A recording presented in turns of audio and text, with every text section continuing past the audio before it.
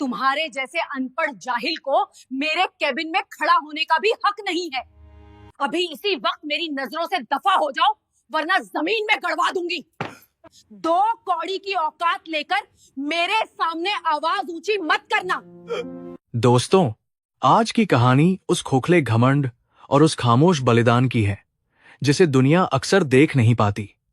हम अक्सर कामयाबी की चमक में इतने अंधे हो जाते हैं कि हमें यह भी दिखाई नहीं देता कि उस कामयाबी की सीढ़ी बनाने के लिए किसी ने अपनी हड्डियां तक गला दी हैं। ये कहानी है मीरा की, जो एक जिले की कलेक्टर यानी डीएम तो बन गई, लेकिन एक पत्नी होने का फर्ज भूल गई। और यह कहानी है रघु की, जिसने अपनी पत्नी को अफसर बनाने के लिए अपना खून पसीना एक कर दिया, लेकिन जब वो अफसर बन गई तो खुद उसी के दफ्तर में पानी पिलाने वाला छपरासी बनकर रह गया। क्या होगा जब वो डीएम साहिबा अपनी सत्ता के नशे में चूर होकर एक बूढ़े छपरासी को थप्पड़ मारेगी और फिर उसे पता चलेगा कि वो थरथराता हुआ बूढ़ा कोई और नहीं बल्कि उसका अपना पति है। वो मंजर कैसा होगा जब फर्श पर पड़ा पानी और आंखों से गिरा पानी एक हो जाएगा। यह कहानी आपके दिल को तोड़कर रख देगी और फिर उसे एक नई सोच के साथ जोड़ेगी। अगर आप मानते हैं कि रिश्तों की अहमियत ओहदे से बड़ी होती है, तो आगे बढ़ने से पहले इस वीडियो को लाइक जरूर करें, चैनल को सब्सक्राइब करें और कमेंट में अपने माता पिता या उस इंसान का नाम लिखें जिसने आपकी कामयाबी के लिए कुर्बानी दी है। मैं हूं आपकी स्टोरी बाय ममता। चलिए भावनाओं के इस तूफान में उतरते हैं। जिला कलेक्ट्रेट के उस विशाल कमरे में सुई गिरने जैसी खामोशी थी। एसी की हल्की हल्की आवाज और दीवार पर टंगी घड़ी की टिक टिक के अलावा वहां कोई शोर नहीं था। उस कमरे के बीचों बीच एक बड़ी सी सागौन की मेज के पीछे बैठी थी जिले की नई डिस्ट्रिक्ट मजिस्ट्रेट मीरा सिंघानिया। मीरा की उम्र अभी बमुश्किल 28 साल थी, लेकिन उसके चेहरे पर एक ऐसी सख्ती और रोब था जो तजुर्बेकार अफसरों को भी पसीना ला देता था। उसकी साड़ी एकदम कड़क थी, बाल कसकर बंधे हुए थे और नाक पर रखा चश्मा उसे और भी ज्यादा गंभीर बना रहा था। वो फाइलों में डूबी हुई थी। बाहर बरामदे में सैकड़ों लोग अपनी फरियाद लेकर खड़े थे। बड़े बड़े नेता और ठेकेदार उससे मिलने के लिए अपॉइंटमेंट का इंतजार कर रहे थे। मीरा को अपनी इस ताकत पर, अपनी इस कुर्सी पर बहुत नाज था। उसे लगता था कि उसने यह सब अपनी मेहनत से पाया है। उसने वो रातें जागी हैं, वो संघर्ष किया है, तब जाकर आज यह लाल बत्ती वाली गाड़ी और यह बंगला उसे मिला है। लेकिन वो भूल गई थी कि मैं के पीछे अक्सर हम छिपा होता है और उस हम में कोई ऐसा था जो अब उसकी यादों के किसी धुंधले कोने में पड़ा था। दोपहर के 2 बज रहे थे। मीरा को प्यास लगी। उसने बिना सिर उठाए अपनी मेज पर रखी घंटी बजाई। टिन टिन घंटी की आवाज गूंजी, लेकिन कोई अंदर नहीं आया।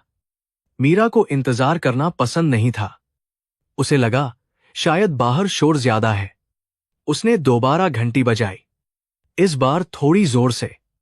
फिर भी दरवाजा नहीं खुला। अब मीरा का पारा चढ़ने लगा। भूख और काम के तनाव ने उसके गुस्से को हवा दे दी। उसने तीसरी बार घंटी बजाई और साथ ही जोर से आवाज लगाई, कोई है बाहर? छपरासी। दरवाजा धीरे से खुला, बहुत धीरे से, जैसे खोलने वाला डर रहा हो कि कहीं दरवाजा की आवाज से साहब नाराज न हो जाए। एक दुबला, पतला, झुका हुआ सा आदमी अंदर दाखिल हुआ। उसने खाकी वर्दी पहन रखी थी जो उस पर थोड़ी ढीली लग रही थी। सिर पर गांधी टोपी थी और हाथों में एक स्टील की ट्रे थी जिसमें पानी का गिलास रखा था। वो आदमी लंगड़ा कर चल रहा था। उसके पैरों में पुरानी रबर की चप्पलें थीं जो चलते वक्त घिसटने की आवाज कर रही थीं। वो कांपते हाथों से ट्रे पकड़े हुए मेज की तरफ बढ़ा। मीरा ने गुस्से में सिर उठाया। तुम्हें सुनाई नहीं देता? 3 बार घंटी बजानी पड़ती है पानी के लिए। कहाँ मर गए थे तुम? मीरा चिल्लाई। उसकी आवाज उस बड़े कमरे में गूंज गई। वो चपरासी बुरी तरह घबरा गया। उसका पूरा शरीर कांपने लगा। उसने कुछ बोलने की कोशिश की। जी मेम साहब, वो पानी खत्म हो गया था, भरने गया था। उसकी आवाज फटी और बहुत धीमी थी, जैसे गले में रेत भरी हो। उसे शायद दमा या खांसी की बीमारी थी, क्योंकि बात करते करते उसका सांस फूल रहा था। मीरा ने उसे घूर कर देखा। उसे उस आदमी से घिन आ रही थी। गंदे कपड़े, बढ़ा हुआ दाढ़ी, मूंछ का जंगल और शरीर से आती पसीने और बीड़ी की मिली-जुली बदबू। बहाने मत बनाओ, मीरा ने फाइल पटकते हुए कहा। जल्दी लाओ पानी। वो आदमी हड़बड़ाहट में आगे बढ़ा, लेकिन उसकी कमजोरी या डर की वजह से जैसे ही वो मेज के पास पहुंचा, उसका पैर मेज के पाए से टकरा गया। उसके हाथ से संतुलन बिगड़ गया। ट्रे हिली और पानी का भरा हुआ गिलास सीधा मीरा की मेज पर जा गिरा। छपाक। पानी मीरा की जरूरी फाइलों पर, उसके महंगे पेन स्टैंड पर और उसकी साड़ी के पल्लू पर गिर गया। गिलास लुढ़क कर नीचे कालीन पर गिर गया। कमरे में मौत जैसा सन्नाटा छा गया। वो छपरासी तो जैसे पत्थर का हो गया। उसकी आंखें फटी की फटी रह गईं। उसने अनजाने में शेरनी की मांद में हाथ डाल दिया था। मीरा अपनी कुर्सी से झटके से खड़ी हो गई। तुम्हारी हिम्मत कैसे हुई? वो शेरनी की तरह दहाड़ी। अंधे हो क्या? दिखाई नहीं देता? मेरी फाइलें खराब कर दी, मेरी साड़ी खराब कर दी। गुस्से में मीरा ने आपा खो दिया। वो अपनी कुर्सी से निकलकर उस आदमी के पास आई और एक जोरदार थप्पड़ उसके गाल पर रसीद कर दिया। तड़ाक। थप्पड़ की आवाज एसी कमरे में बम की तरह फटी। वो कमजोर आदमी उस थप्पड़ की चोट सह नहीं पाया और लड़खड़ाकर वहीं जमीन पर गिर पड़ा। उसकी टोपी दूर जा गिरी।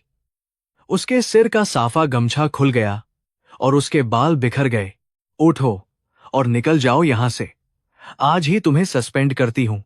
तुम जैसे अनपढ़ ग्वार लोग सरकारी दफ्तर को धर्मशाला समझ रखा है। मीरा का गुस्सा शांत नहीं हो रहा था। वो आदमी जमीन पर पड़ा कांप रहा था। उसने उठने की कोशिश की, लेकिन शायद कमर में चोट लग गई थी। उसने अपना चेहरा अपने हाथों से ढक लिया और सिसकने लगा। मेम साहब, माफ कर दो, गलती हो गई। नौकरी मत लो, मेरे घर में खाने को नहीं है। वो गिड़गिड़ाया। मीरा ने अपने अर्दली को बुलाने के लिए इंटरकॉम की तरफ हाथ बढ़ाया, लेकिन तभी उसकी नजर जमीन पर पड़े उस आदमी के हाथों पर गई। वो हाथ चेहरा छिपाने के लिए ऊपर उठे थे। कलाई पर एक पुराना काला धागा बंधा था। उस धागे में एक छोटा सा तांबे का सिक्का था, जिसमें छेद किया गया था, और उसकी हथेली की उंगलियों के बीच अंगूठे के पास एक गहरा जला हुआ निशान था। बहुत पुराना निशान। मीरा का हाथ हवा में ही रुक गया। उसकी सांसें अचानक गले में अटक गईं। वो निशान, वो तांबे का सिक्का, यह कोई साधारण निशान नहीं था। यह निशान मीरा की यादों के उस दरवाजे को खटखटाने लगा, जिसे उसने वर्षों पहले बंद कर दिया था। उसके दिमाग में एक फ्लैशबैक कौंध गया। फ्लैशबैक? 7 साल पहले रामपुर नाम का एक छोटा सा गांव। मीरा वहां की एक गरीब लड़की थी। उसके पिता नहीं थे, सिर्फ एक बीमार मां थी। मीरा पढ़ने में बहुत होशियार थी, लेकिन गरीबी ने उसके सपनों को पिंजरे में कैद कर रखा था। उसी गांव में रघु रहता था। रघु के पास थोड़ी सी खेती की जमीन थी और वो गांव में मजदूरी करता था। रघु और मीरा की शादी हुई थी, एक बहुत ही साधारण शादी। रघु अनपढ़ था, लेकिन उसका दिल सोने का था।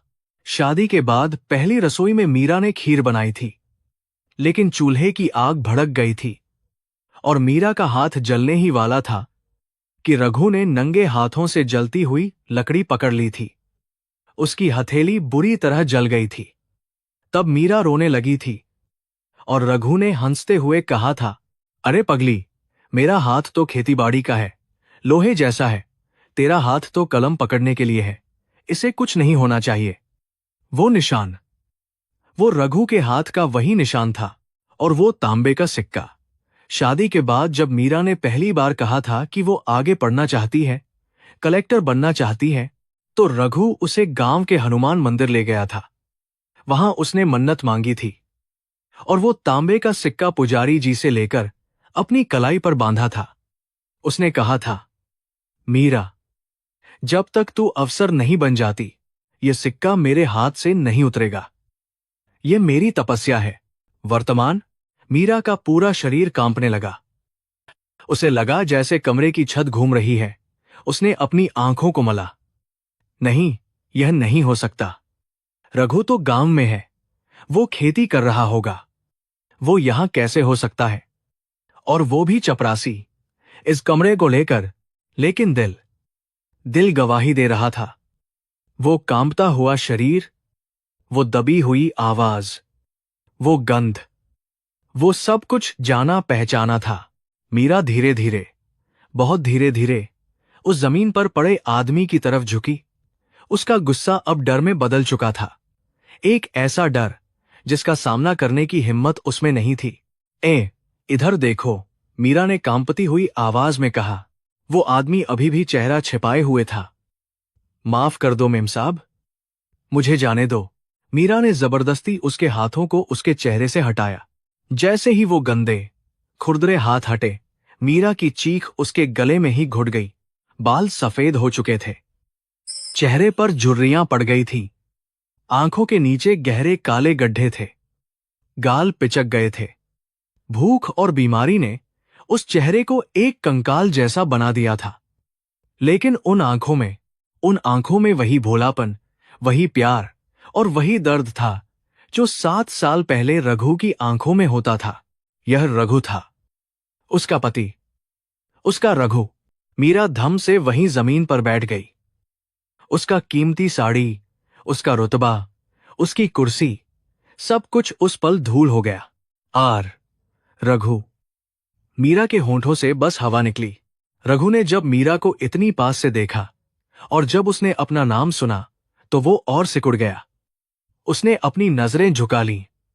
नहीं, नहीं मेम साहब, मैं रघु नहीं हूं, मैं तो रामू हूं, चपरासी। वो झूठ बोल रहा था, लेकिन उसकी आवाज कांप रही थी। वो अपनी पत्नी से नजरें नहीं मिला पा रहा था। वो नहीं चाहता था कि उसकी पत्नी, जो अब एक देवी बन चुकी है, उसे इस हाल में देखे।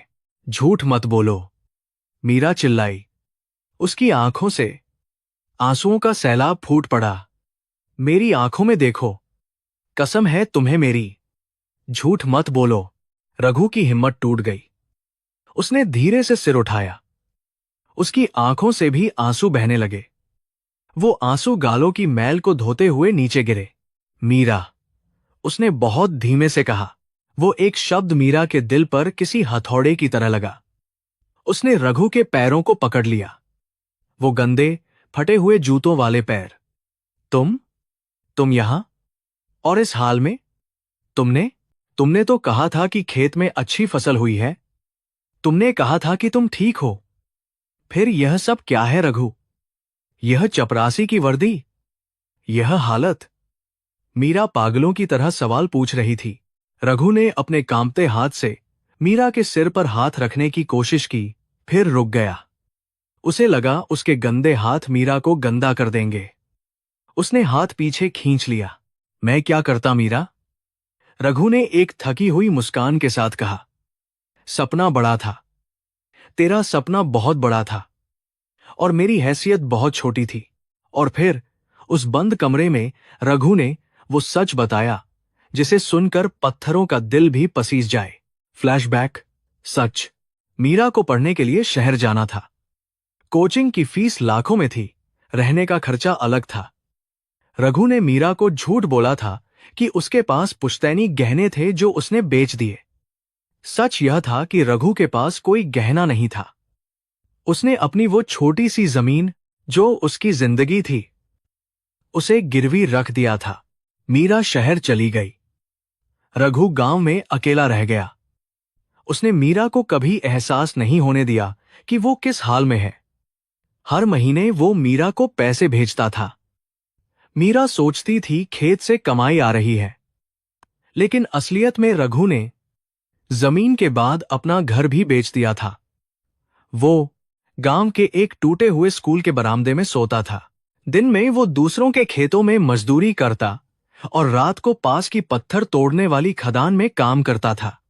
वो पत्थर की धूल, वो धुआं, उसी ने उसे यह खांसी, यह दमा दिया था। वो 2 वक्त की जगह 1 वक्त खाता था। कभी कभी सिर्फ पानी पीकर सो जाता था ताकि मीरा की किताबों के पैसे कम न पड़े। फिर एक दिन मीरा का सिलेक्शन हो गया।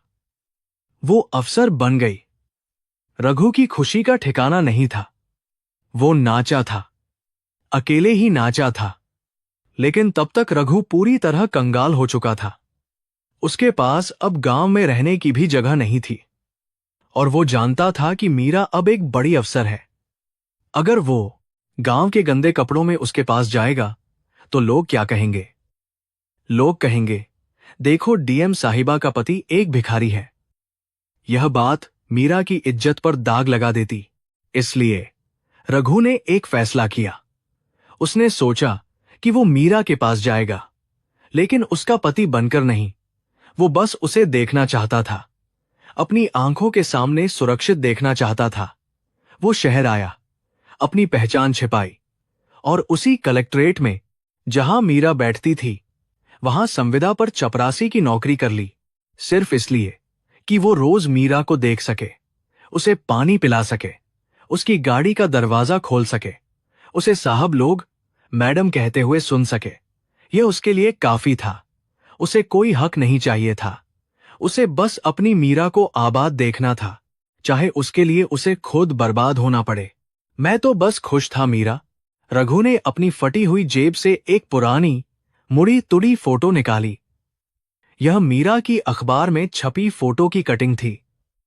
मैं रोज इसे देखता था और सोचता था कि मेरी तपस्या सफल हो गई। आज बस गलती हो गई। हाथ काम गया। बुढ़ापा आ गया है ना? माफ कर दे मुझे। वर्तमान। मीरा सुन रही थी और उसका कलेजा फट रहा था। वो दहाड़ मारकर रो पड़ी। वो उस इंसान को अनपढ़ और गंवार कह रही थी जिसने उसे पढ़ाने के लिए अपनी हस्ती मिटा दी। वो उस आदमी को थप्पड़ मार रही थी जिसने उसे दुनिया से लड़ना सिखाया था। नहीं रघु, नहीं। मीरा ने रघु का सिर अपने सीने से लगा लिया। वो भूल गई कि वो डीएम है। वो भूल गई कि बाहर लोग हैं। तुमने मुझे यह क्यों नहीं बताया? तुमने मुझे इतना पराया क्यों कर दिया? क्या मेरी पढ़ाई ने मुझे इतना अंधा बना दिया था कि मुझे तुम्हारा दर्द नहीं दिखा? लानत है मुझ पर, लानत है इस कुर्सी पर, लानत है इस वर्दी पर। मीरा रो रही थी और रघु उसे चुप करा रहा था। अरे पगली, रो मत। देख, साड़ी खराब हो जाएगी। तू बड़ी साहब है, लोग आ जाएंगे। आने दो लोगों को। मीरा चिल्लाई।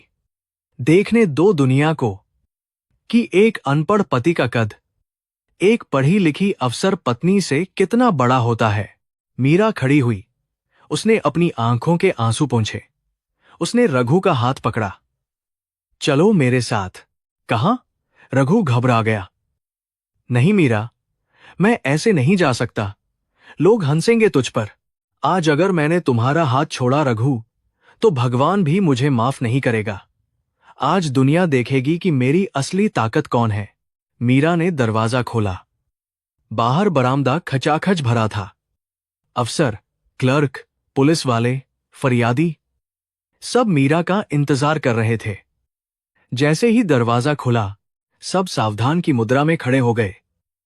लेकिन जब उन्होंने देखा कि उनकी सख्त मिजाज डीएम साहिबा एक फटेहाल बूढ़े चपरासी का हाथ पकड़े बाहर आ रही हैं, तो सबकी आंखें फटी रह गईं। सन्नाटा ऐसा था कि हवा की आवाज भी सुनाई दे रही थी। मीरा बीच बरामदे में आकर रुकी। उसने रघु का हाथ कसकर पकड़ा हुआ था। रघु शर्म से गड़ा जा रहा था, सिर झुकाए खड़ा था। मीरा ने सबकी तरफ देखा।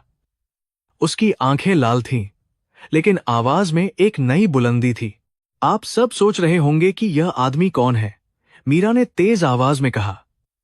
आप सोच रहे होंगे कि यह गंदा, मैला कुचैला इंसान डीएम साहिबा के साथ क्या कर रहा है। भीड़ चुप रही। यह वो इंसान है।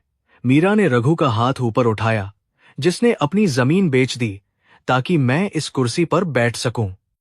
यह वो इंसान है जिसने पत्थर तोड़े, भूखा सोया, अपनी जवानी गला दी ताकि मैं कलम चला सकूं। आप लोग मुझे सर या मैडम कहते हैं, मेरी इज्जत करते हैं, लेकिन मेरी इज्जत, मेरा वजूद, मेरा सब कुछ इस इंसान के पैरों की धूल के बराबर भी नहीं है। मीरा का गला भराया। मैंने आज इसे थप्पड़ मारा। मैंने इसे अनपढ़ कहा, लेकिन असल में अनपढ़ मैं हूं, क्योंकि मैंने किताबों का ज्ञान तो ले लिया, लेकिन प्रेम और त्याग की भाषा नहीं पढ़ पाई। यह मेरा चपरासी नहीं है, यह मेरे पति हैं, मेरे परमेश्वर हैं। यह सुनकर पूरी भीड़ में एक लहर दौड़ गई। पुलिस वाले, क्लर्क, सब हैरान थे। मीरा मुड़ी और सबके सामने उस भरे दफ्तर में रघु के पैरों में झुक गई। उसने अपना माथा रघु के गंदे, फटे हुए जूतों पर रख दिया। मुझे माफ कर दो रघु, मुझे माफ कर दो। वो सिसक रही थी। रघु भी रो पड़ा। उसने झुककर मीरा को उठाया।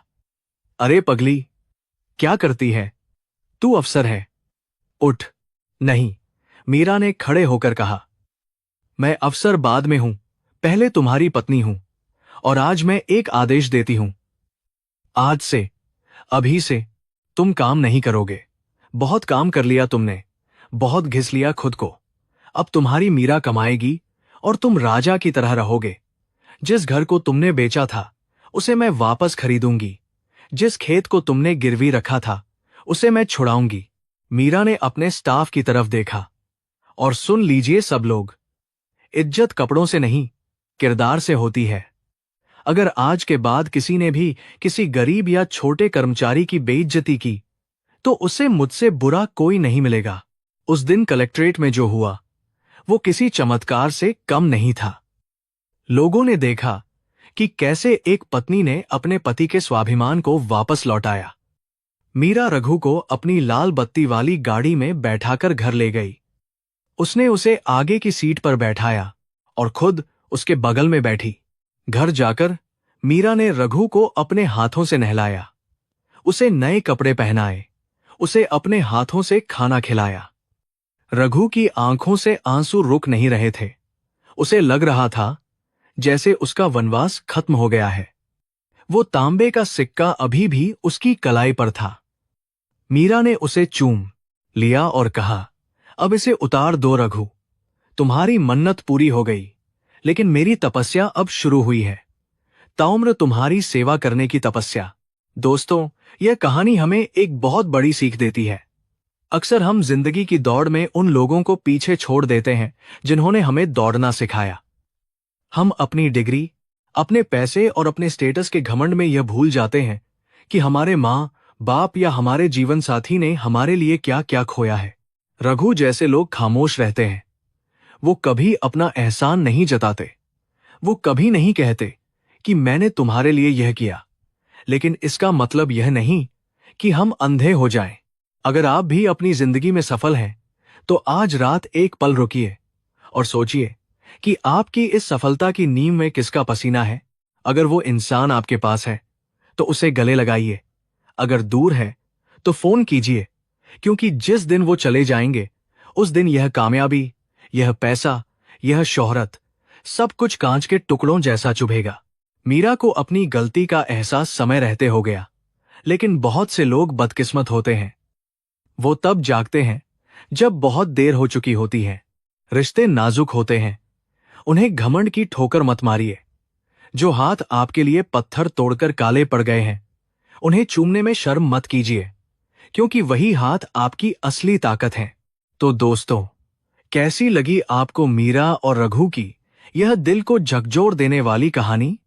क्या आपको भी लगता है कि रघु का बलिदान आज के जमाने में नामुमकिन है? अपनी राय हमें कमेंट में जरूर बताएं।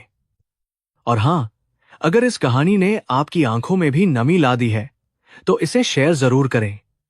शायद किसी भूले भटके इंसान को उसकी मंजिल मिल जाए। शायद कोई अपनी रघु को पहचान ले। चैनल को सब्सक्राइब करना न भूलें, क्योंकि हम ऐसी ही कहानियां लाते रहेंगे जो दिल से निकलती हैं और दिल तक जाती हैं। मैं हूं आपकी स्टोरी बाय ममता। मिलती हूं अगली कहानी में। तब तक के लिए अपनों का ख्याल रखें और रिश्तों का सम्मान करें। जय हिंद।